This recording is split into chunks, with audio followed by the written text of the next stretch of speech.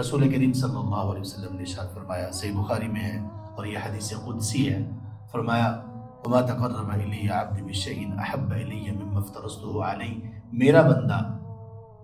کسی بھی چیز کے ساتھ میرے اتنے قریب نہیں آ سکتا جتنا کہ وہ اس چیز کے ذریعے میرے قریب آ سکتا ہے جو چیز میں نے اس پر فرض کی۔ یعنی فرائض سب سے بڑھ کر اہم ہے ہمیں اللہ کے قریب لانے کے لیے، سب سے بڑھ کر اہم۔ جو بندہ فرائض میں کمزور ہے وہ بندہ بہت پیچھے چلا جاتا ہے۔ رمضان کی فضیلت، اہمیت کے لیے، ہماری روح کی ضرورت ہونے کے لیے یہ ایک بات کافی ہے کہ اللہ نے اس کو ہمارے لیے فرض قرار دیا، اللہ تعالیٰ نے اس کو ہمارے لیے فرض قرار دیا، یہ فریضہ ہے۔ پھر اللہ کے رسول صلی اللہ علیہ وآلہ وصحبہ وسلم نے اس کے متعلق وہ ہدایات اور وہ تعلیمات بیان کر دیں کہ جو ہمیں کبھی بھی اس مہینے کے حصول سے پیچھے نہیں رہنے دیں گے۔